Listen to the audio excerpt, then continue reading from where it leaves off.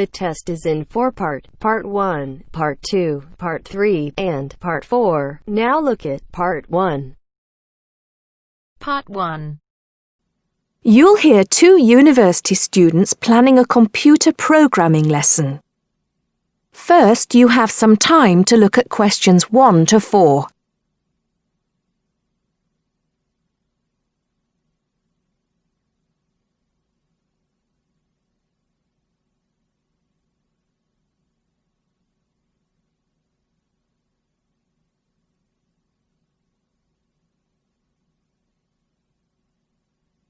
Now listen carefully and answer questions 1 to 4.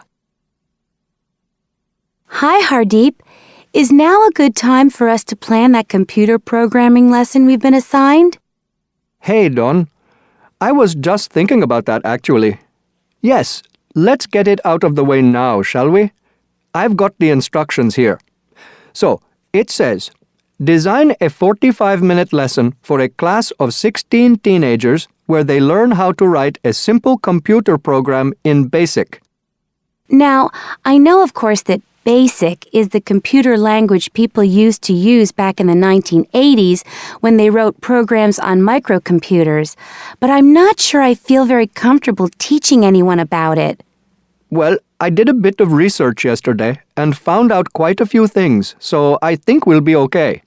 Great. So, what do you have in mind? Well, I think we should presume that none of the kids will know anything about BASIC. So why don't we start with a short multiple-choice quiz? It could focus on things like what BASIC is, what the letters stand for, when people used it, things like that. That sounds good. I guess it shouldn't take long. Just the first 5 minutes of the lesson, something like that. I don't think we should make the students do it on their own, though. That'd make it too much like a test. Shall we let them do it in 2 so they can discuss their choices? Yes, good idea. Then we'll go through the answers with them as a whole group. Good. What next? Well, I've had an idea for the program they could write. I'll tell you about that in a minute. I think the key thing is, though, that before they actually sit at their computers, and I think we should presume that they're doing this lesson in a computer room, they make a flow chart of what they want the program to do. That's usually the best way to start writing a program. This flow chart will show all the different stages of the computer program, right? Exactly. It's probably best if the teacher stands at the board and everyone works on that together. Yes, otherwise they'll all come up with different flow charts and it'll get confusing. Precisely. I imagine making the flow chart will take about 15 to 20 minutes. Then they use that to write their computer program. Well, actually, I think there's a stage before that. You see, the flow chart will be in English. They're going to need to be taught a few basic commands so they can write their computer program. Now I'm getting out of my depth. What kind of thing would that be? Well, for example, when you want text to appear on the screen, the command is print in capital letters, followed by the text you want to appear in double inverted commas. Oh yes, I think I've seen that before. Right. So they'll need to be taught 5 or 6 commands before they use them to write their program. Okay, so how shall we do that? With the teacher talking to the whole class again? Well, we could, but it might be more fun to make it more like a competition, where there are a few teams competing against each other. Each team has maybe 4 or 5 people in it, and they have to do some kind of matching task.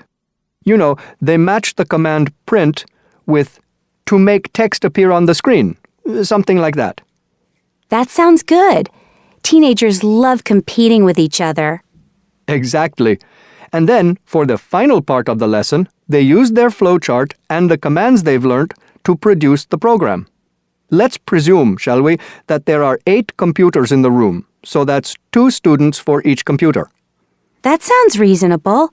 So, tell me more about your idea for the computer program they're going to write. Before you hear the rest of the conversation, you have some time to look at questions 5 to 10.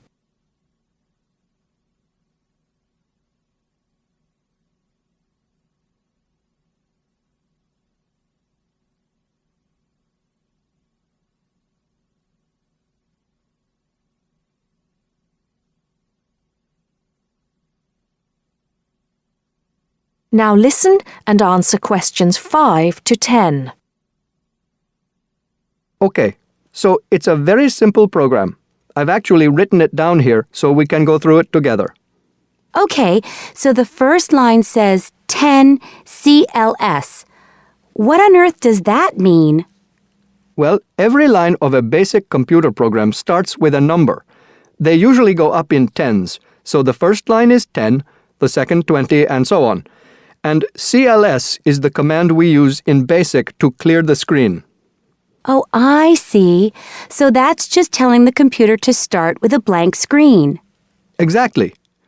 Then we move on to the next line. So this one says 20, print, guess a number between 1 and 10. Right, I see. That appears on the screen. It's not that difficult, is it, when you get the hang of it?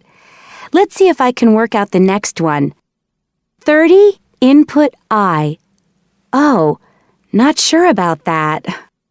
Well, all that's saying is that the person playing types in a number. Input is the basic command for type in, and I just means any number you like. Oh, okay. Then what happens next depends on what the number is. So we've got 40 if I is less than 1, or if I is greater than 10. Then print. Bad choice.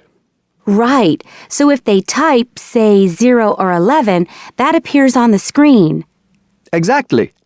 And then this next line takes them back to where it asks them to type in a number between 1 and 10. That's line 50. I see. And line 60 says, if I equals 6, then print. Correct. Ah, okay. So if they've typed 6, they've got it right. And if they haven't typed 6, which is the next line, then try again comes up on the screen, and that takes them back to where they choose another number. It's clever. Well done.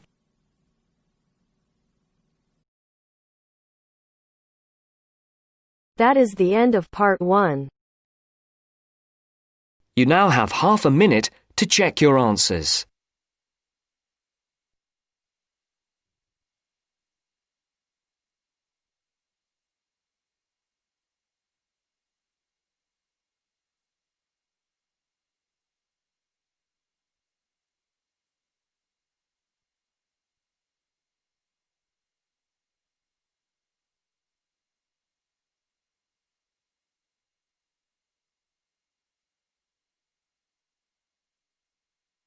Now turns to part 2. Part 2. You will hear some students talking about an assignment. Listen carefully and answer questions 21 to 25. First, you have some time to look at questions 11 to 15.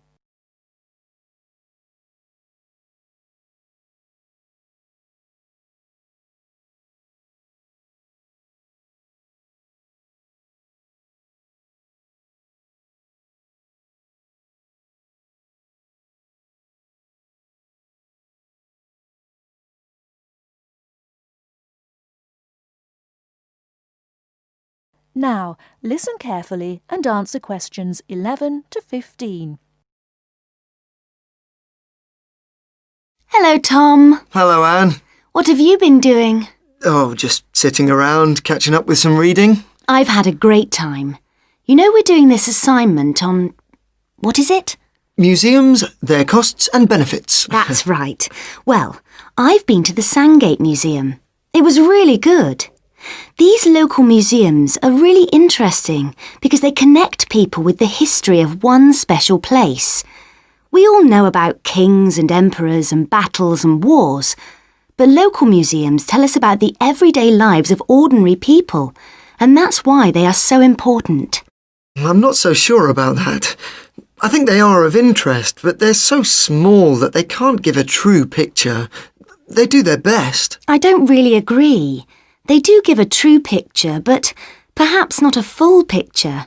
It's the truth, but not the whole truth. I think the smallness is the number one problem. Because they're small and local, they attract few visitors.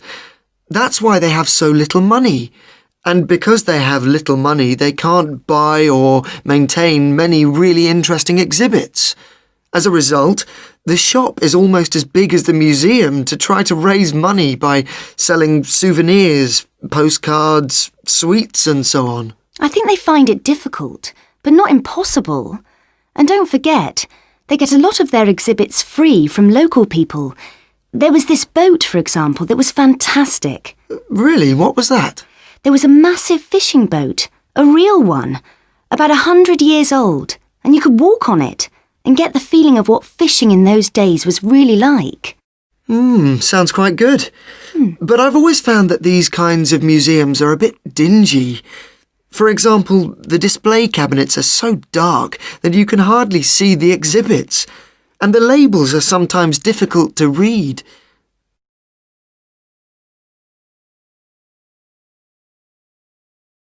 Before you hear the rest of the talk, you have some time to look at questions 16 to 20.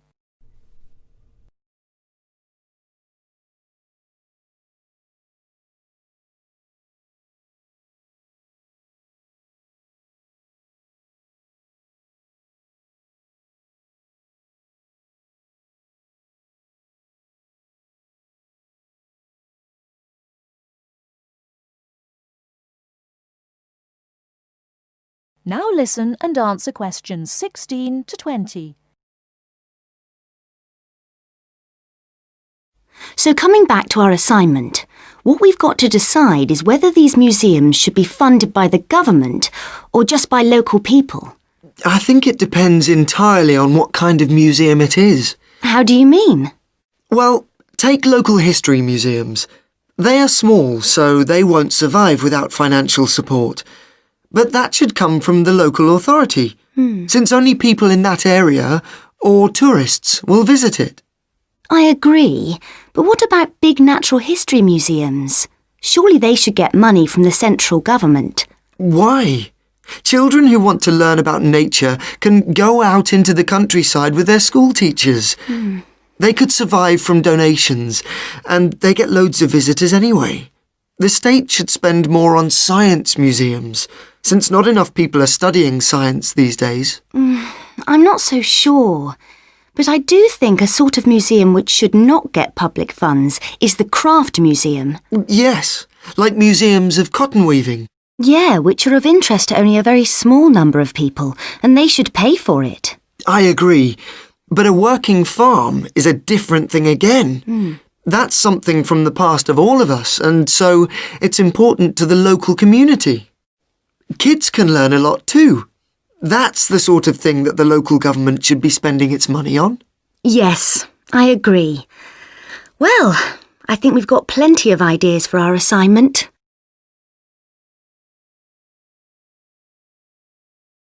That is the end of part 2.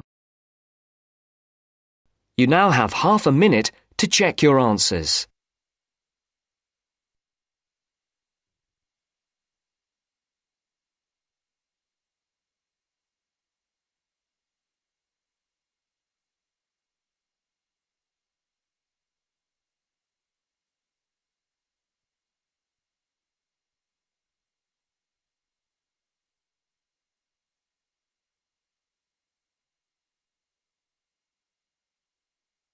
Now turns to part 3. Part 3. You will hear an interview with a wildlife specialist called Alison Sharp talking about bears. In the first part of the discussion, they are talking about the history of the bear. First, look at questions 21 to 23.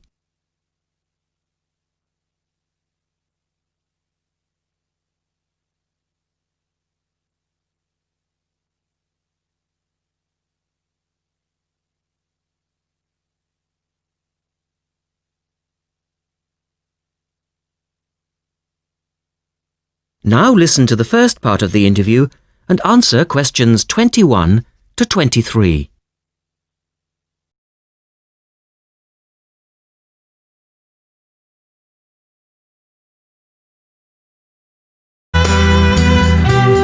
Alison Sharp has spent much of her life researching bears. and in particular, bears in danger of extinction. She is the author of a recent book on bears, and we welcome her to the studio today. Thank you.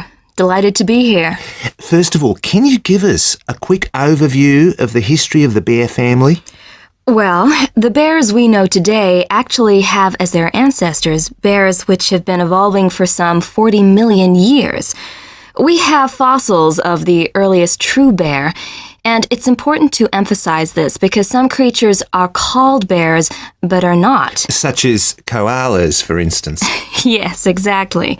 Fossils of the true bear show a small dog-size animal with characteristics that show a blending of dog and bear traits. So the general belief is that dogs and bears were of the same family?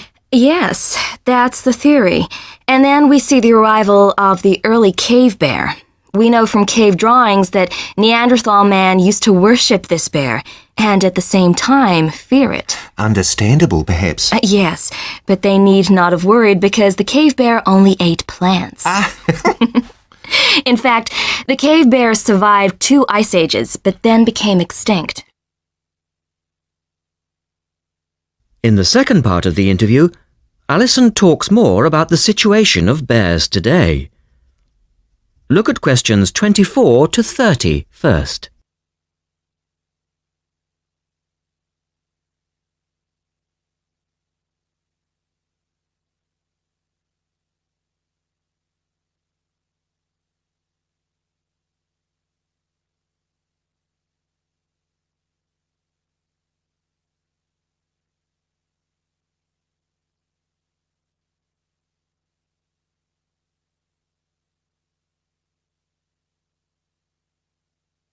Listen carefully and answer questions 24 to 30.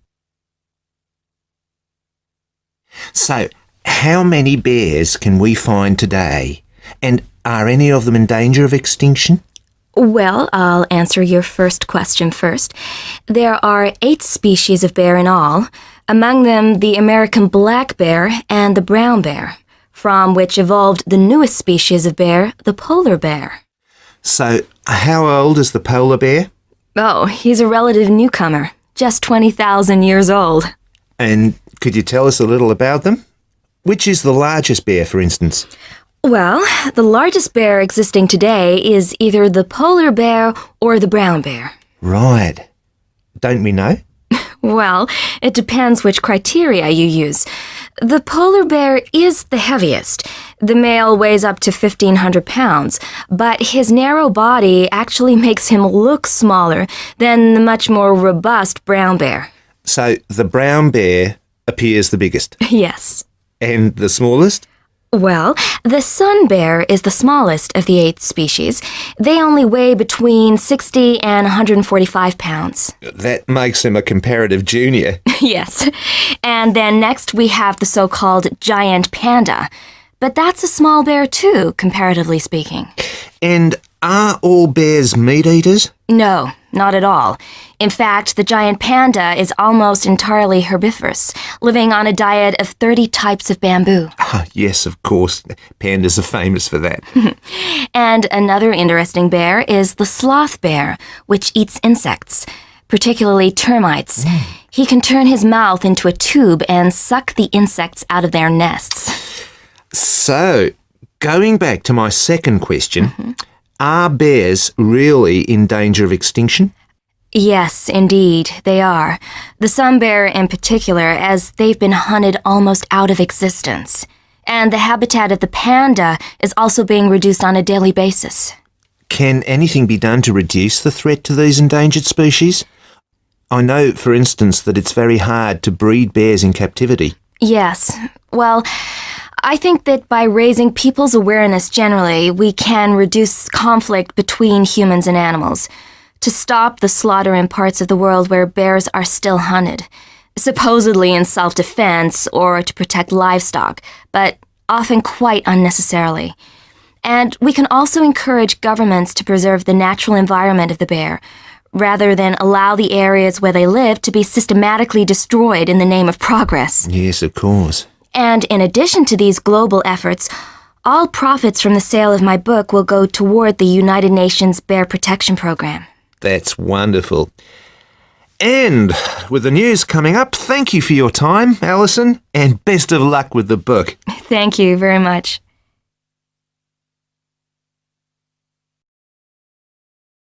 That is the end of part 3. You now have half a minute to check your answers.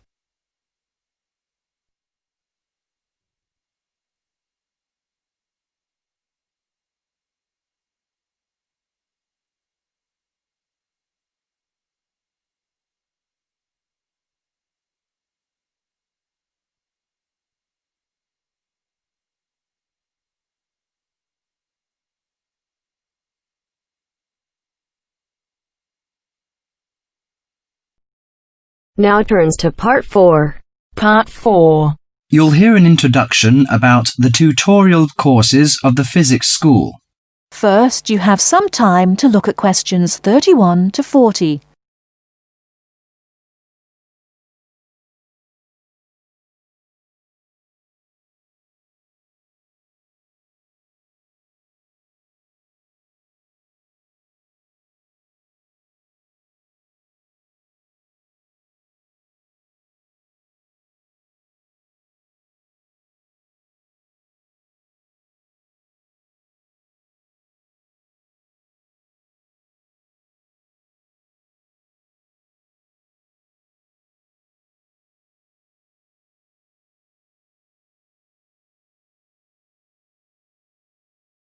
Now listen carefully and answer questions 31 to 40. Welcome to Orientation Week. This is the physics school session, and we'll welcome Professor Smith, the head of the school, to introduce you to the tutorial system. Welcome, Professor Smith. Thank you. You may have noticed life at university is totally different from that of school. For you, tutorials are an important part of the teaching program. Tutors are the primary contact between undergraduate students and the school. A tutor is the student's personal tutor as well as their academic tutor. Tutorials for physics undergraduates consist of 6 students who meet each week with their tutor for at least 50 minutes. For radiographer students, tutorials will normally consist of a group of about 10 students who will meet fortnightly with their tutor for a period of at least 50 minutes. In the first semester, the tutorials are during weeks 1 to 11. For semester 2, they are during weeks 14 to 24. Everybody involved is expected to be present and on time, and the tutor will also be available in week 12 and 25 to discuss problems that arise during revision, but attendance by students is optional. Now I'm going to introduce to you the stages and activities of the tutorials. The induction period is from week 1 to 3. I know that a significant minority of you experience culture shock during your first few months at university, and the important function of this stage is to identify students who are having difficulty integrating into the academic program. In particular, tutors should check your attendance of lectures, tutorials, laboratory sessions, and this sort of things. Tutors also help you tackle work in a systematic and effective manner. Stage 2 begins from the 4th week. Some tutorials of this period are to be devoted to discussion or going over the students' lecture notes, but approximately 50% of tutorial time is to be devoted to coursework. You should finish the weekly homework assignments of 2 hours duration with at least 50% involving written work. At least 8 homework assignments during the year should involve answering problems set on coursework. The written work collected by the tutor should be marked within a week of handing in, and generally the assignments should be graded. The 3rd stage starts from week 8 till the 10th. During this period, math and 4 core physics programs are included. The majority of tutorial time should be devoted to work which support the lecture programs and laboratory work. At least 60% of homework assignments should involve written work. The assignment may involve writing an account of or notes on a specified range of topics. The written work should also be marked and graded. Short oral presentations by students should be included. They are possibly on general physics topics or essays. The last week's personal development planning is a structured and supported process. The primary objective for PDP is to help you to become more independent and confident, self-directed learners and encourage a positive attitude to learning throughout life. It is undertaken by yourselves to reflect upon their own learning, performance and achievement, and to plan for their personal, educational and career development. Finally, if without evidence of good reason you miss more than 2 sessions during a semester, or if the tutor is not satisfied with your progress, the matter must be immediately referred to the program director, who will normally issue formal warning, verbal and written. This will inform you that your place at university is under threat of withdrawal if no improvement is made. That is the end of part 4. You now have half a minute to check your answers.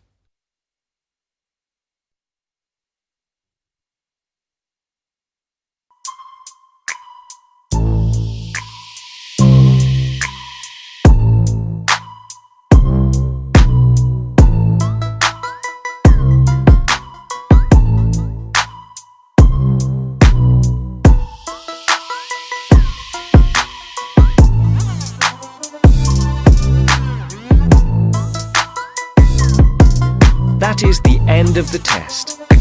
You now have 10 minutes to transfer your answers to your IELTS listening answer sheet.